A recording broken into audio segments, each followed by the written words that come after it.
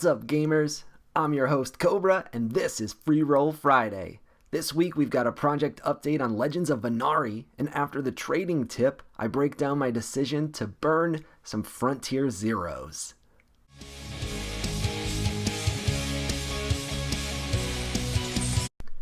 But first, it's time for a quick market update. And as a quick reminder, I have hand-selected 6 different projects where we track the prices of various NFTs within that project in order to get a grip on the overall play-to-earn market. These are the most popular and most important projects, in my opinion, and provide a great snapshot for us. So let's dive right in, as the first one is Otherdeeds.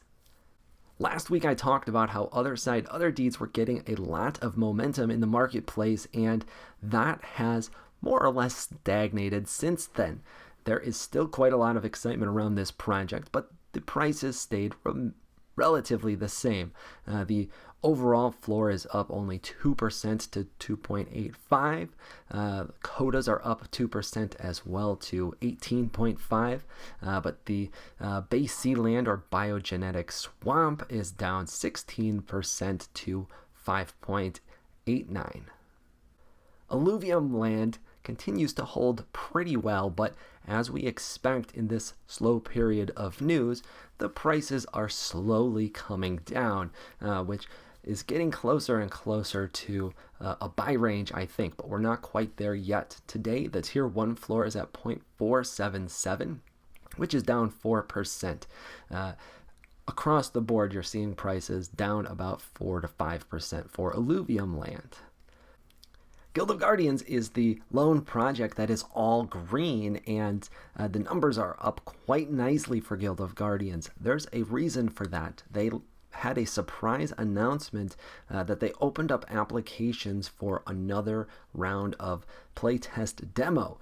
This is going to have new features and new additions. We don't know how many people are going to get to play it, but having a large collection likely helps in the application process, and as such we have seen people buying out of excitement. The game Guild of Guardians is really good so far, and I expect that this playtest demo is going to provide another pump opportunity and keep people excited about the project and its associated NFTs. We saw the biggest increases for Guild of Guardians heroes at the rare level, as they are up nearly 50% from last week. Of course, they're up across the board, and I really like seeing a 23% increase on the legendary heroes, which weren't hit quite as badly as the bottom of the market. The legendary pets continue to be the highest priced in-game items available, and the floor on those rose over 50% to a whopping 0.73, and surprisingly, Cadmus, the dragon, is the floor legendary pet at the moment. Our Polygon project, Riot Racers, is on the other side of the coin, and it is all red. Now, Riot Racers has been on a slow decline for about a month or so, and as we said last week, that's simply due to the inactivity from an update perspective, but expect to see some action when the next large update finally does drop. For Riot Racers, we see that the slide has been small, with the biggest drop being the Genesis drivers.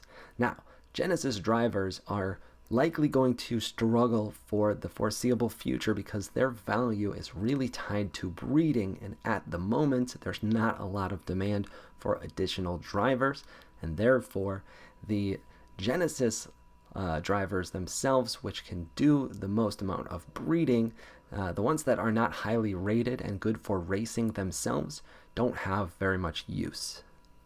We see those Riot Racers prices down anywhere from 3% to 38% this week. Frontier is a little bit more of a mixed bag, and interesting results. We see green just about everywhere except for the one place that I kind of expected it to be green, the 0 unit. Today, we are recording on the 7th. It is the last day to burn a 0 unit, and That means that we are not going to see that pump from a supply crunch like we thought might be possible a few weeks ago. As such, I'm going to break down my decision to burn some Watchers at the end of the video. That said, everything else that we track is up. The Stellar Key and Data Keys are up about 20% each, and the Lucky Watcher effectively doubled. Now this is mostly because last week somebody had undercut the floor pretty heavily in a desperate move to make a sale, and nobody else really followed suit, so the price is back to where I expect it to be. And we wrap things up by checking in on Parallel, and Parallel is green across the board as well.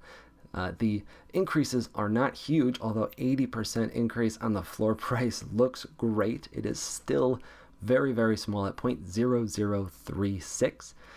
The SE floor is up to 0.01. I really like to see that. And the Prime key is up to 16 ETH. Still well short of its all-time high, but up quite a bit from 13 ETH last week. Quick programming note before we jump into the project breakdown. I always include timestamps below so you can skip straight to the section that you're most interested in.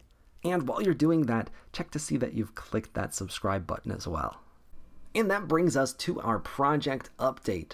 This week we're talking about a project that we covered a few months back called Legends of Venari. Now, this is a really cool project, and the thing that I like best about it is they are taking a very different approach from the rest of the market. They are focusing on delivering the game first, and then once there is a viable game and an economy that makes some sense, they're going to introduce the play and earn aspects and tokenomics. I think that this approach is a good one because it keeps the team focused on delivering a fun and exciting game to play versus spending all of their time focused on token prices or floor prices. That said, it's a little bit more difficult to predict where this project is going to go from an investment standpoint, but the good news here is this is a Pokemon Light-like game, and if you enjoy hunting and collecting, then this is going to be a game that's enjoyable. And one of two things is going to happen. Either it's going to be cheap to play, and there's not going to be a lot of value in playing it, at least early on, or it's going to be fun and popular to play, and we will see some value from the tokenomics in the long run because there will be demand. Either way, this is a massive, massive update, and likely the biggest one that we will see before we get to the full game launch itself. This will be the alpha season, and the alpha season is going to be the first time that we see a real reset. It also comes with several feature updates, some of which are going to be rolled out a little bit later. The biggest change is that base passes will now be lendable and they'll be able to be activated. That means you can play with a base pass that you have earned or borrowed from a friend. This also increases the overall potential player base from about 3,500 to about 8,500, and that number is going to continue to grow as the number of base passes that have been created and minted continues to increase. Now, you won't be able to sell your base pass in the marketplace just yet because the marketplace is one of the features that is going to be rolled out a little bit slower. They're going to start testing that with their Vocari members in the very near future, but they're not rushing to get that out, and the reason is because there's not a lot of demand for having the marketplace itself until we get to more of the end game and they release some of the other features, namely one called the grid. Now, without a demo to show off, it's a bit difficult to understand exactly what the grid is going to be and look like and how it's going to impact the game. The easiest way to think about it, in my opinion, is an in-between step between what we have today, where you've got some static locations that you set some bait and hope for Venari to show up, and what we expect in the future, which is a full open 3D world. The grid is going to provide a lot more detail and depth to the static location so that it's more of an active hunt to find Venari instead of just a passive waiting game. This sounds really exciting, but I think is going to be much more impactful when we get closer and can see a little bit about how it's going to work. My understanding from the conversation is that there's going to be kind of a big grid with all of the different locations, and then within each one of those locations there will be another grid as well.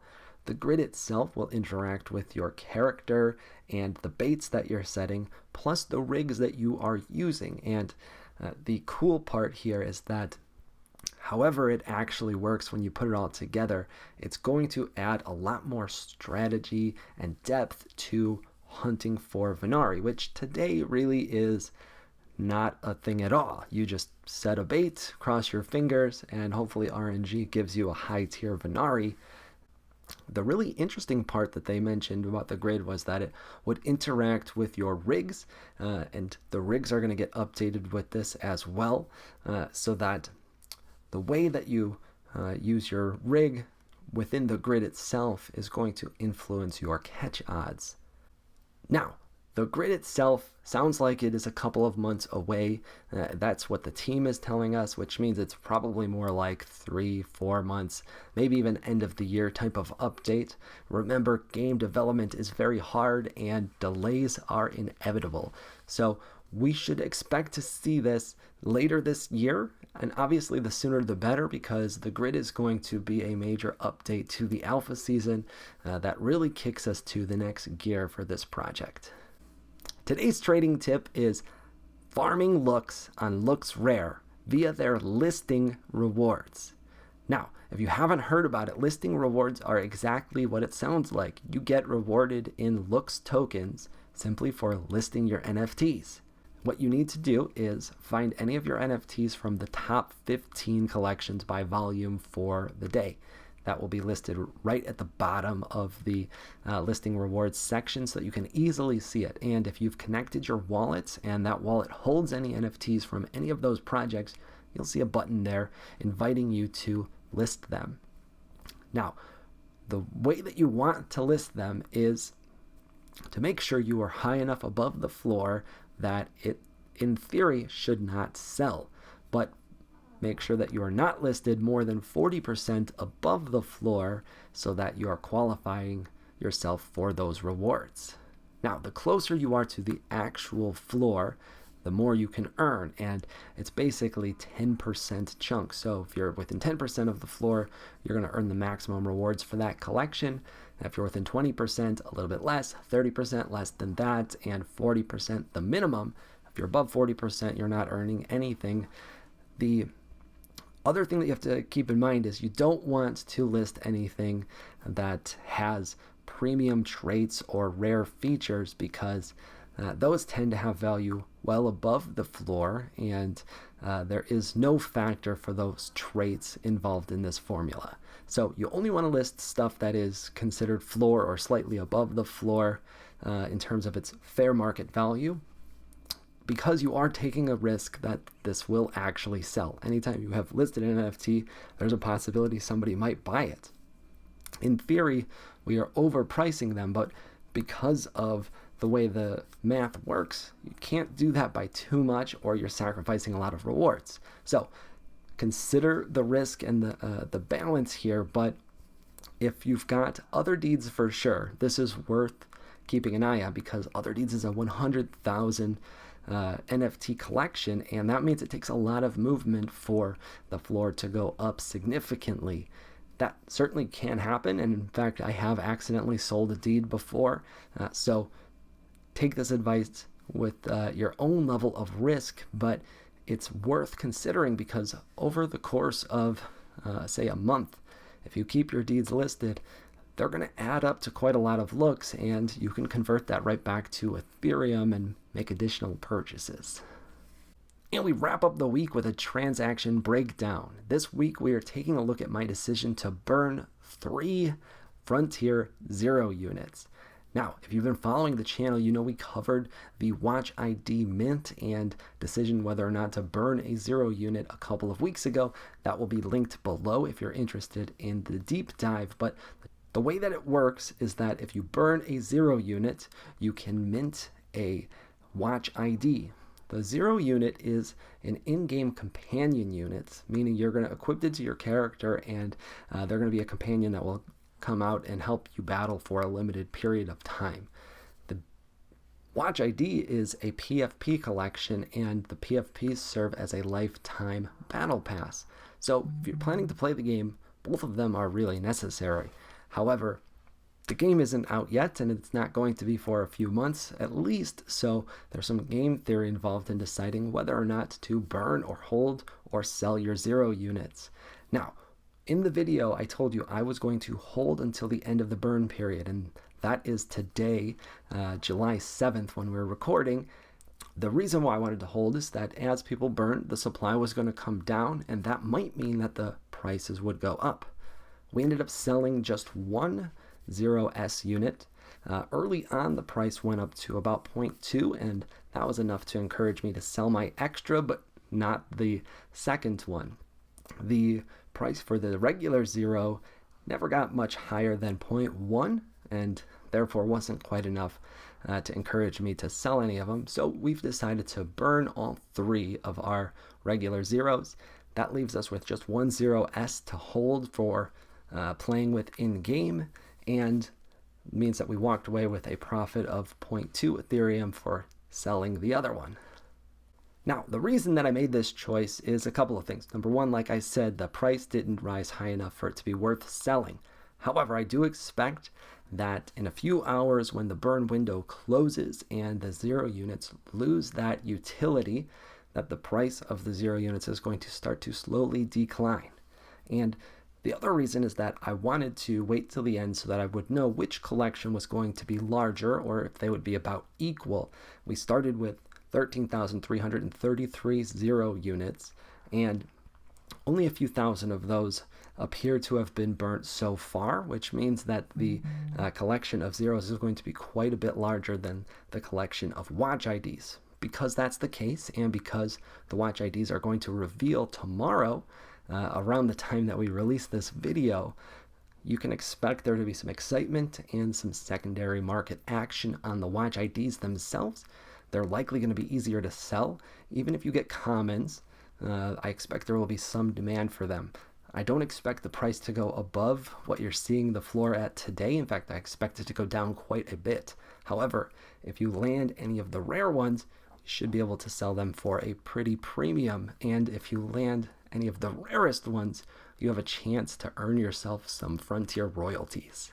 So by choosing to burn, I'm giving myself a couple of things. Number one, I get to participate in the reveal. I get to have the excitement of secondary market action, at least for a few hours. And I get a chance to pull one of those rare one-of-ones. When it's all said and done, because of the collection size, I'm expecting the Watch ID to be worth a little bit more than the 0 unit from a floor perspective. And certainly if you get a good one, it's going to be worth more than that even still. The long term, though, I expect the 0 unit is going to be worth more. I think that's why people were hesitant to burn them. And because it's a playable item in-game, to me that's more exciting than just a battle pass. Plus, a battle pass is going to be sold in other ways, so you don't necessarily need to have the lifetime battle pass via the PFP. And because you're going to be able to purchase that likely with a credit card even, I think the value of the pass will stay relatively capped. And that wraps up this week's Freeroll Friday. We hope you found this entertaining and informative, and if you did, consider giving us a follow on Twitter. That's where I love to engage with the Play and Earn community and answer your questions. Also, double check for me that you've hit that like and subscribe button below. It really helps to support the channel.